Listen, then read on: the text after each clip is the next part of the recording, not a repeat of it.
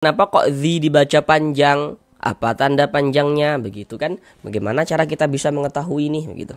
Seperti yang kita lihat pada media gambar di samping, huruf ba termasuk huruf iqlab. Maka nun so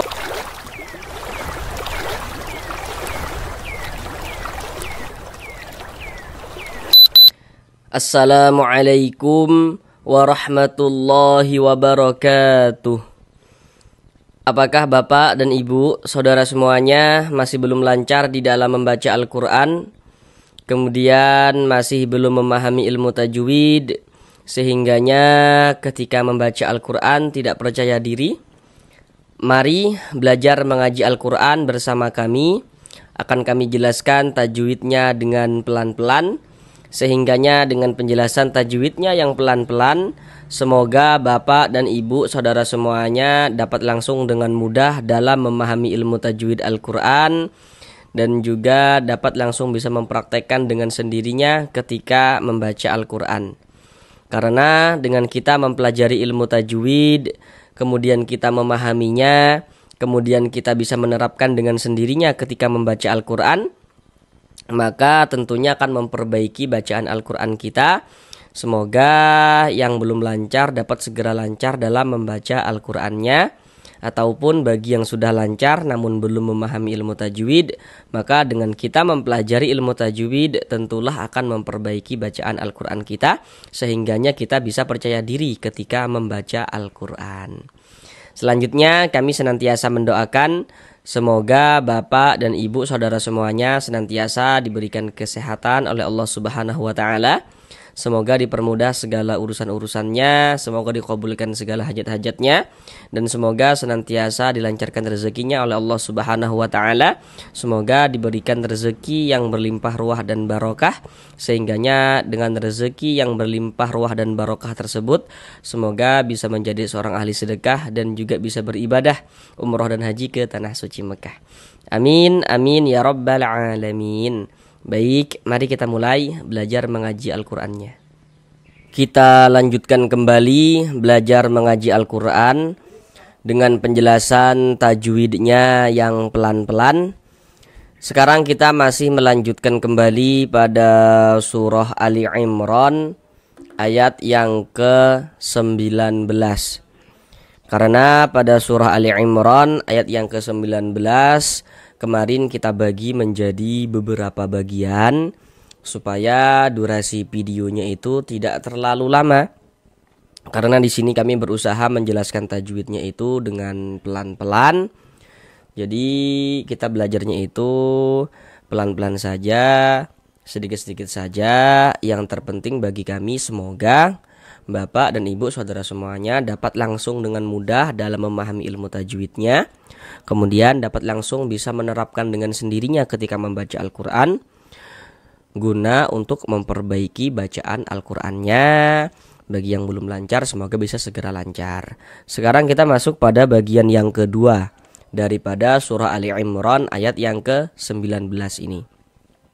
Pada bagian yang kedua ini kita akan belajar dari sini sampai bawah sini, dari sini sampai sini. Sekarang marilah kita baca bersama-sama terlebih dahulu dengan pelan-pelan.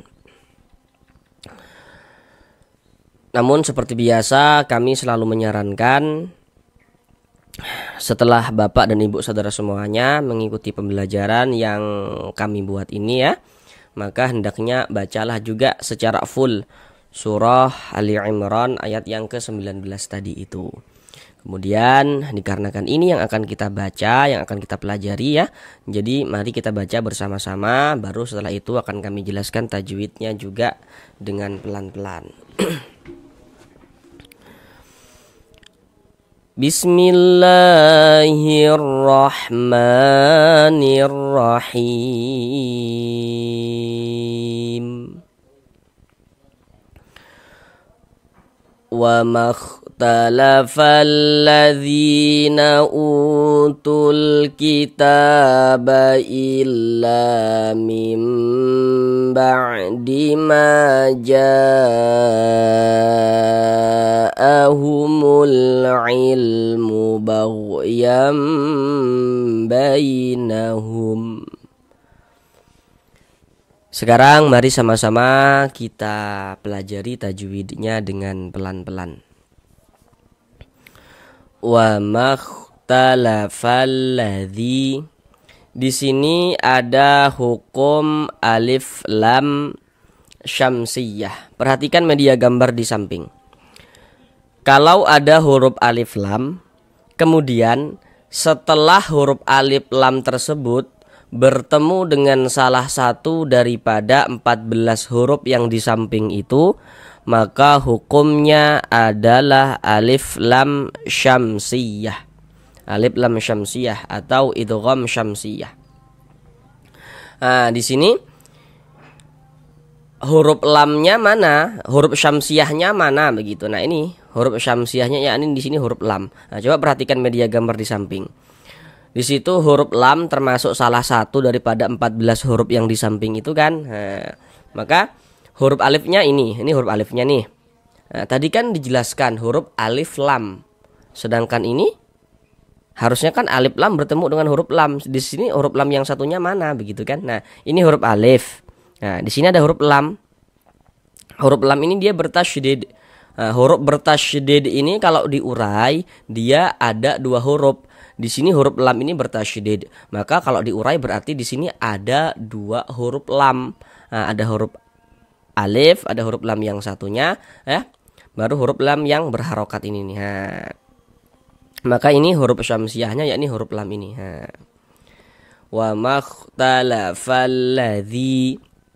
Dzi dibaca panjang. Kenapa kok dzi dibaca panjang? Apa tanda panjangnya begitu kan? Bagaimana cara kita bisa mengetahui ini begitu? Perhatikan media gambar di samping. Kami jelaskan dulu secara keseluruhan cara membaca media gambar itu. Di situ ada rumus mad tabi'i atau rumus mad asli. Nah, perhatikan rumus 1 yang warna hitam, huruf ya sukun atau huruf ya mati. Huruf sukun dengan huruf mati itu maksudnya sama saja ya. Huruf ya sukun sebelumnya harokat kasrah. Rumus 2 warna hitam, huruf waw sukun sebelumnya harokat dhammah. Rumus 3 yang warna hitam ya. Rumus 1 warna hitam, huruf ya sukun sebelumnya harokat kasrah. Rumus 2 warna hitam, huruf waw sukun sebelumnya harokat dhammah. Rumus 3 warna hitam, huruf alif sebelumnya harokat fathah. Ketiga huruf beserta harokatnya yang barusan kami sebutkan itu, nah itulah yang disebut dengan huruf mad.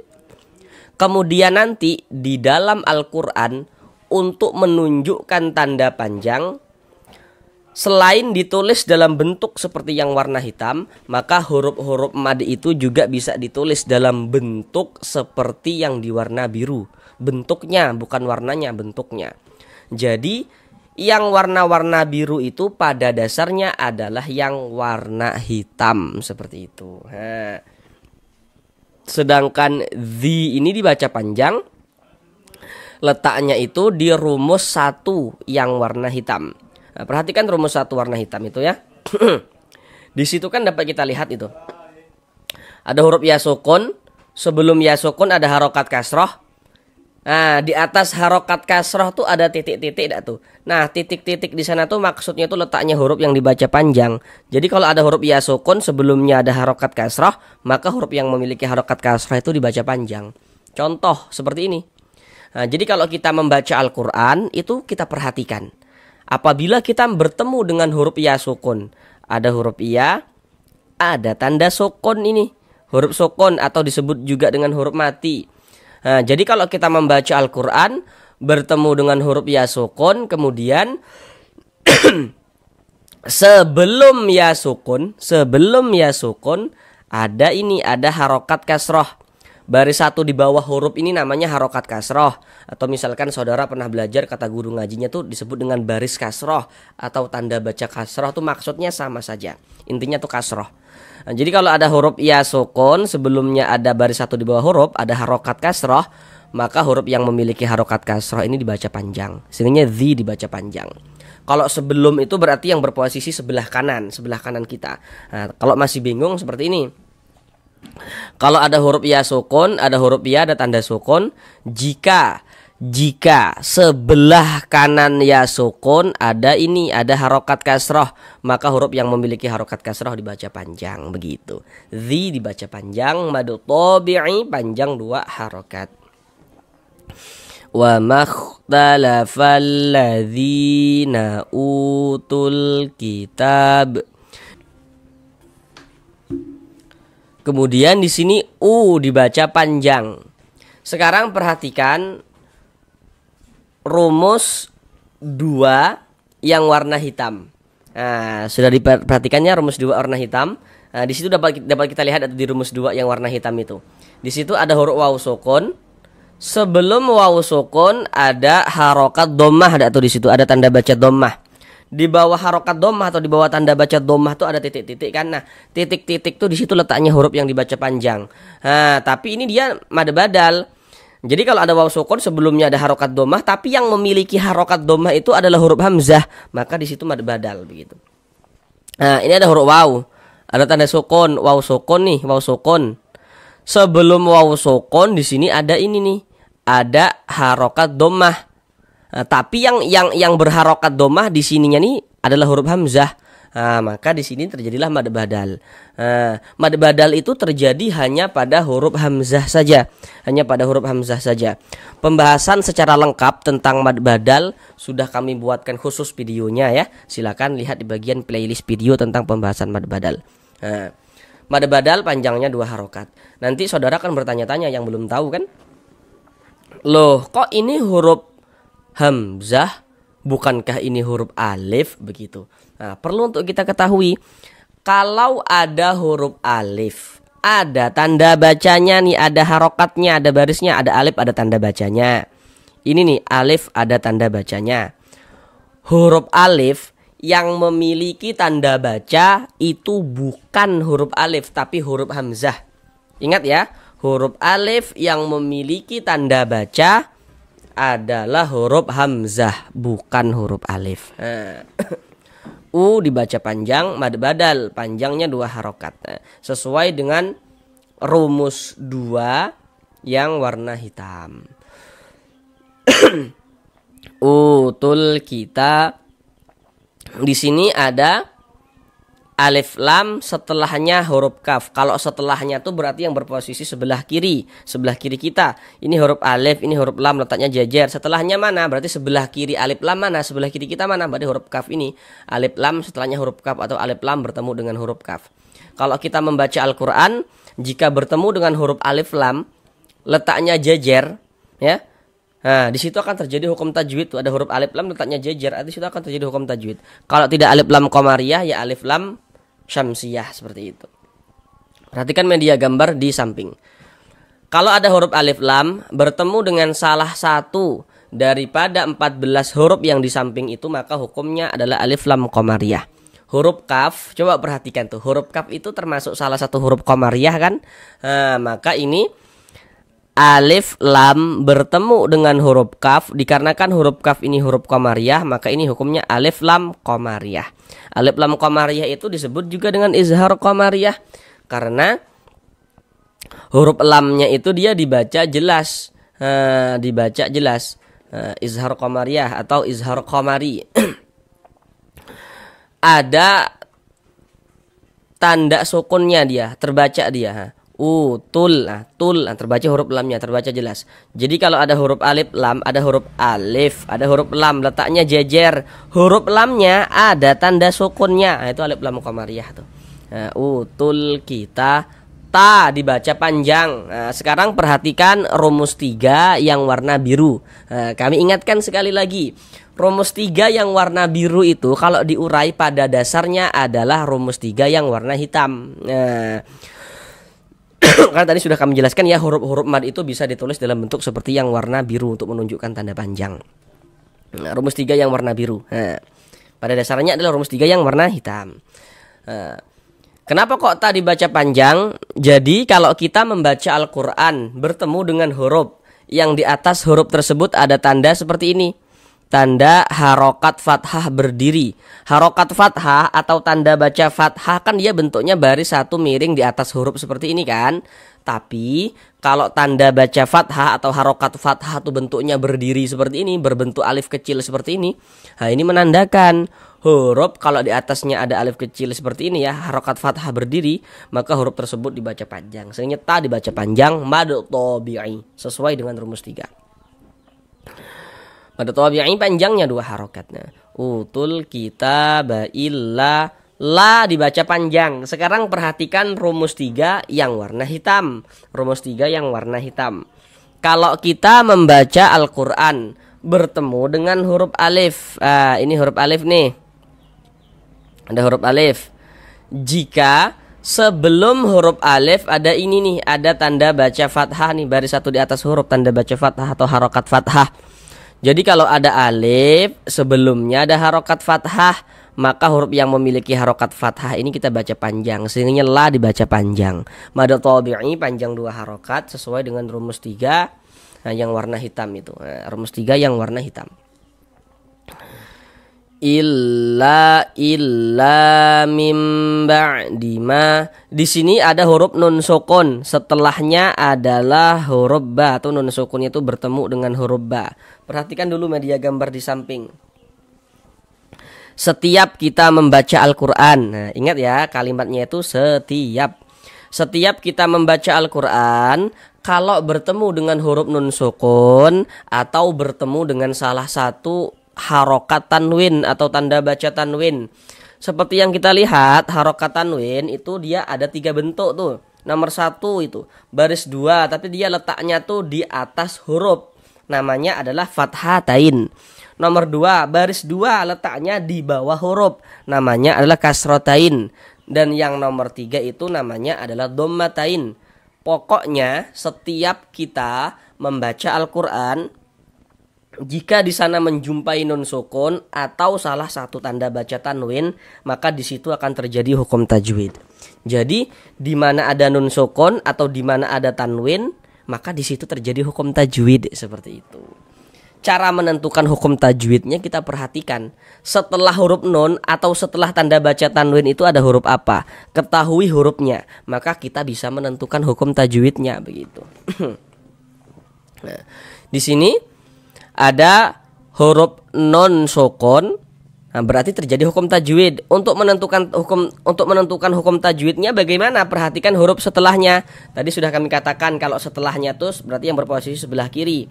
Setelah non sukun atau sebelah kiri daripada huruf nun sukun di sini adalah huruf ba. Nun sukun setelahnya huruf ba atau nun sukun bertemu dengan huruf ba. Nah, huruf ba ini yang harus kita ketahui huruf apa dia begitu.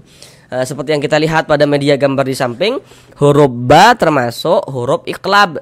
Maka nun sukun bertemu dengan huruf ba, dikarenakan huruf ba huruf iqlab, maka hukumnya adalah iqlab.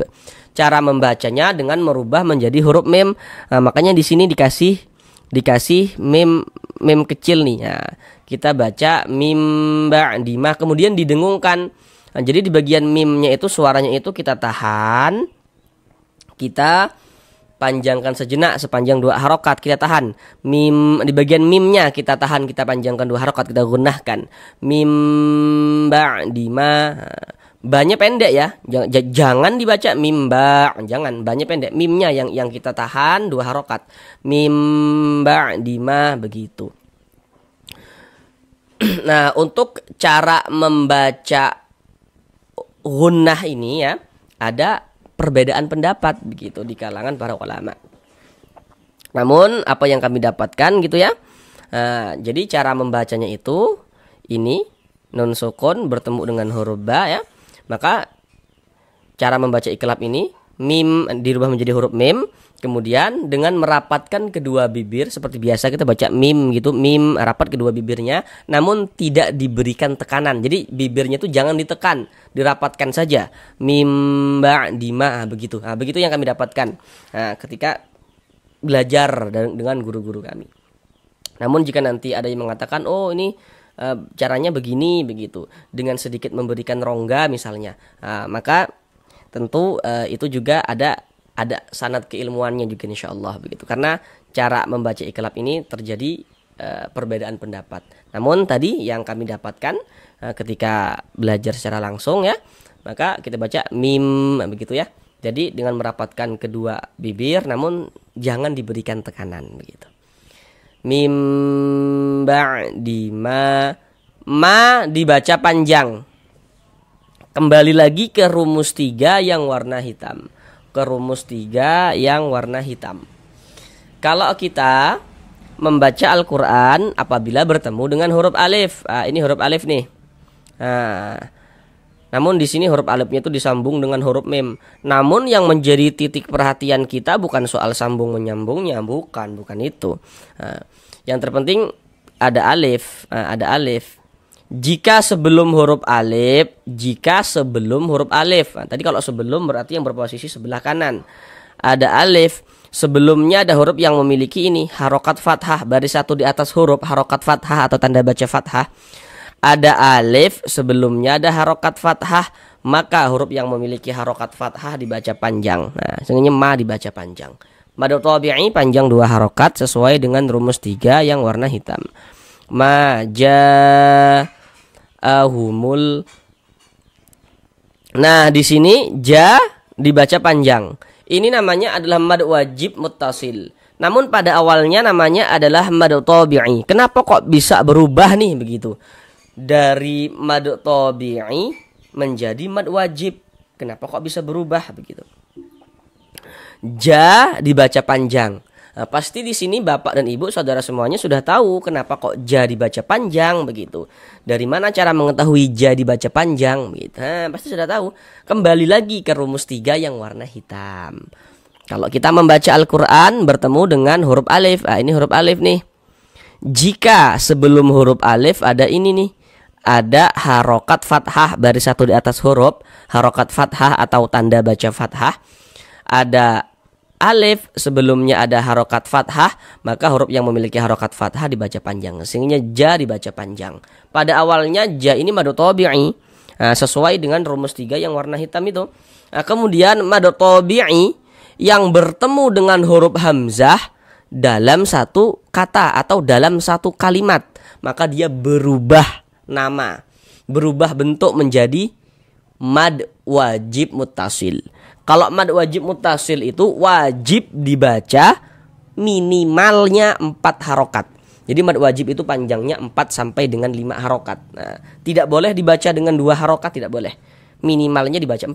Nah, 4 sampai dengan 5 harokat. Nah, maka kita panjangkan. Ma ja'ahumul. Nah, seperti itu. Nah, di sini ada alif lam setelahnya huruf ain. Nah, ini harusnya di sini saudara sudah tahu nih.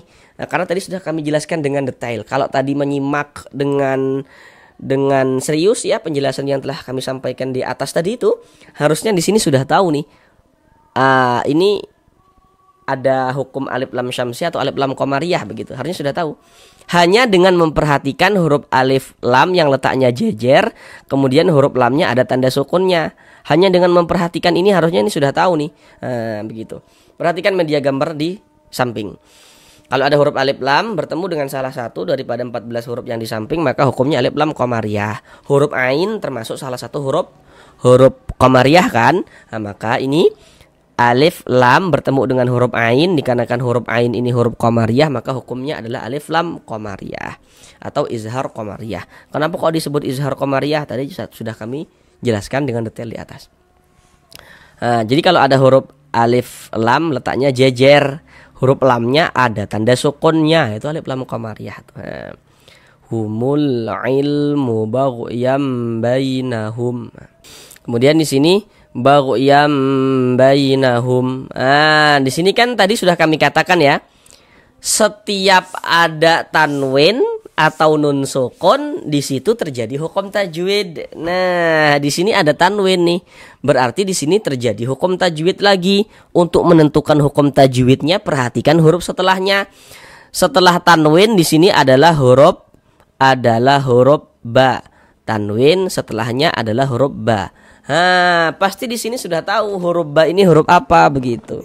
Perhatikan lagi, huruf ba adalah huruf iqlab. Maka nun sukun atau tanwin kalau bertemu dengan huruf ba, hukumnya adalah iqlab. Cara membacanya dengan merubah menjadi huruf mim. Kita baca baghyam bainahum. Nah, seperti itu. Di bagian yamnya itu ya, suara itu kita tahan, kita panjangkan sejenak ya, kita gunahkan, kita dengungkan sepanjang 2 harokat. Baghyam bainahum. Kemudian di sini ada huruf ya sukun, ada huruf ya ada tanda sukun. Sebelumnya harokat fathah. Perhatikan media gambar di samping. Huruf lin ada 2. Perhatikan yang di kotak nomor 2. Jadi kalau ada huruf ya sukun, ada huruf ya ada tanda sukun. Huruf ya sukun, sebelum ya sukun ada harokat fathah. Maka huruf ya sukun adalah huruf lin. Kita baca lunak saja, lembut ya. Bainahum. Seperti itu. Kemudian di sini ada tanda waqaf, bentuknya tuh qaf dengan lam yang bermakna al-waqfu aula. Jadi maksudnya itu berwakaf lebih utama. Jadi kalau menemukan tanda wakaf bentuknya qaf dengan lam seperti ini, maka yang lebih utamanya itu kita berwakaf dulu, kita berhenti dulu, kita ambil napas, baru lanjutkan lagi bacanya. Itu lebih utama. Sekarang mari kita ulang bersama-sama sekali lagi dari awal. Wa makhtalafa utul kitaba illa min ba'di ma ja'ahumul ilmu baghyam bainahum. Sampai di sini dulu belajar mengaji Al-Qur'annya. Untuk para guru ngaji lainnya yang melihat video pembelajaran ini, jika kiranya ada hal yang mungkin kurang pas yang kami sampaikan atau ingin menyempurnakan penjelasan yang kami sampaikan, maka tulis saja di kolom komentar di bawah agar dapat langsung bisa dibaca dengan yang belajar. Mari sama-sama kita bantu saudara-saudara kita yang belum lancar membaca Al-Qur'annya agar bisa segera lancar, yang belum memahami ilmu tajwid agar dapat dengan mudah dalam memahami ilmu tajwid Al-Qur'an guna untuk memperbaiki bacaan Al-Qur'annya. Terima kasih. Assalamualaikum warahmatullahi wabarakatuh.